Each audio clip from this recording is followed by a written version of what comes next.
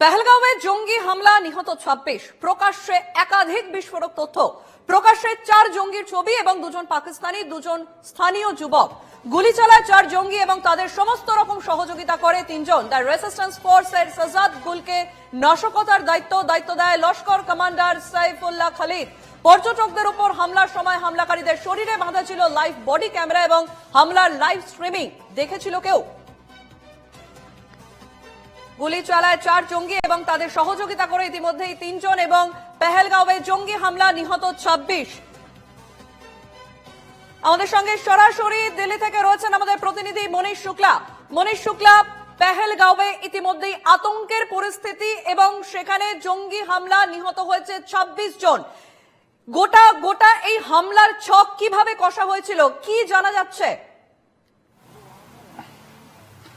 देखिए इस पूरे मामले पर जो ये घटना हुई है उसके बाद सीधे तौर पर पूरे देश में रोष व्याप्त है और अगर बात करें इस घटना के बाद भारत सरकार की कड़ी प्रतिक्रिया आई है। प्रधानमंत्री नरेंद्र मोदी जो सऊदी अरब के दौरे पर थे वो अपना दौरा कट करके आज सुबह भारत वापस लौटे हैं और नई दिल्ली लौटते ही उन्होंने एयरपोर्ट पर ही उच्च अधिकारियों के साथ विदेश मंत्री एस जयशंकर और विदेश सचिव के साथ बैठक की है।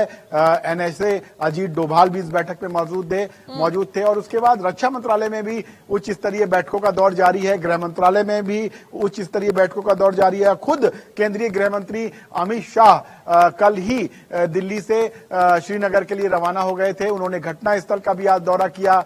पीड़ित जो मृतक थे उनके परिजनों से भी मिले और जो घायल थे उनसे भी मिले। तो निश्चित तौर पर केंद्रीय गृह मंत्री ने सुरक्षा का जायजा भी लिया, सिक्योरिटी रिव्यू भी किया और कहां सिक्योरिटी में खामियां थी इसकी भी समीक्षा की।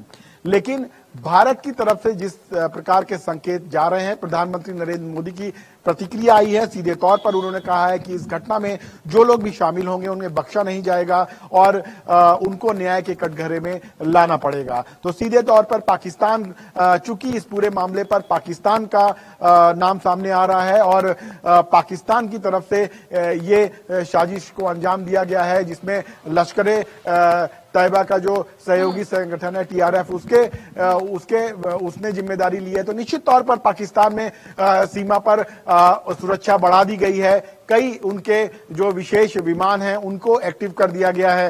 तो सीधे तौर पर पाकिस्तान को अब डर सता रहा है कि कहीं भारत की तरफ से कोई बड़ी जवाबी कार्रवाई ना करी जाए और यही वजह है कि पाकिस्तान अपनी सुरक्षा को लेकर इस समय सिक्योरिटी जो है सीमा पर वो बढ़ा दी गई है, सुरक्षा बढ़ा दी गई है। लेकिन भारत की तरफ से कहा गया है कि जो लोग भी इस घटना को अंजाम जिन लोगों ने दिया है उनको छोड़ा नहीं जाएगा, बख्शा नहीं जाएगा। इस समय ইতিমধ্যে 4 জনের ছবি সামনে এসছে, 4 জঙ্গির ছবি সামনে এসছে যাদের মধ্যে জানা যাচ্ছে দুজন সেখানকার স্থানীয় বাসিন্দা এবং তারপর থেকে প্রত্যেকে সেখান থেকে রীতিমতো পালিয়ে গিয়েছে, তাদেরকে এখনো পর্যন্ত ট্রেস করা যায়নি। এই গোটা নাশকতার প্ল্যানিংটা হয়েছে কিভাবে কি জানা যাচ্ছে? देखिए इस पूरे मामले में जो सूत्रों के हवाले से खबर आ रही है कि कुल 7 से 8 आतंकी पूरे मामले ने इस घटना को अंजाम दिया है, जिसमें 4 आतंकियों ने आगे बढ़ के गोलीबारी की है और 3 से 4 आतंकवादियों ने उन 4 आतंकवादियों को बैकअप दिया है।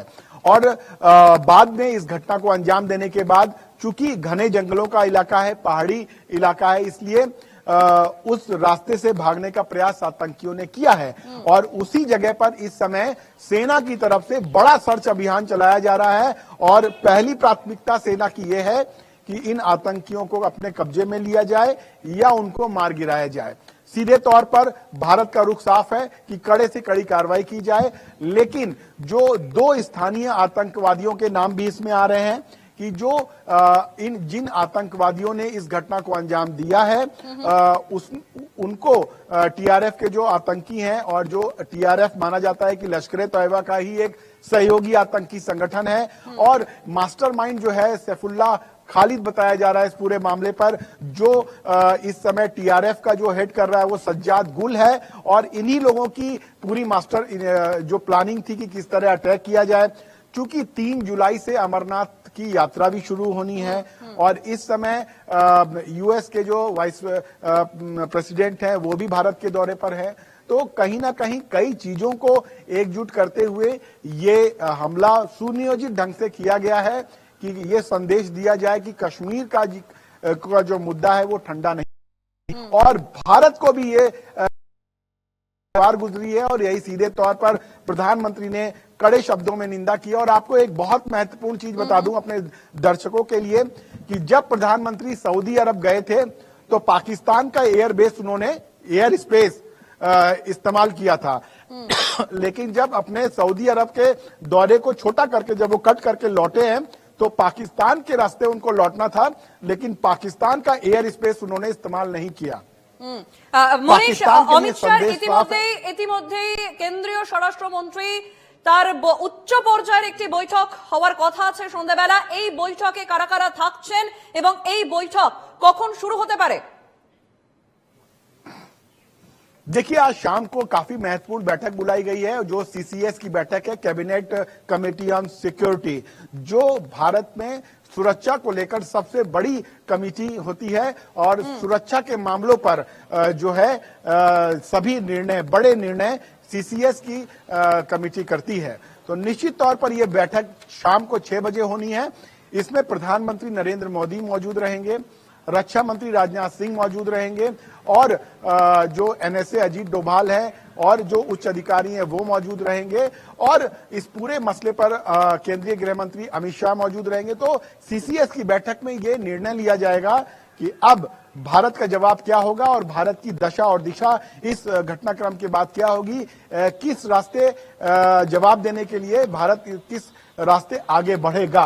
तो निश्चित तौर पर काफी अहम ये बैठक होगी और भारत का रुख जो है वो साफ है कि कड़ी से कड़ी कार्रवाई होगी और जो ऑपरेशन इस समय चल रहा है उसमें पहली प्राथमिकता यह है कि आतंकियों को अपने कब्जे में लिया जाए और अगर बारी होती है, जवाब दिया जाता है तो भारत की तरफ से भी जवाब दिया जाएगा, लेकिन उनको कहीं ना कहीं जो आतंकियों को कब्जे में लिया जाएगा ताकि कई सारे लाइव जो सबूत है वो भारत को मिल सकें। और 2 आतंकवादियों को अभी तक सुरक्षा बलों ने मार गिराया है। उनकी तरफ से जो उनके पास से सामान मिले हैं, चाहे वो हथियार हो चाहे वो ड्राई फ्रूट्स, तो उससे ये संकेत साफ है कि पाकिस्तान का इस पूरे मामले में हाथ है।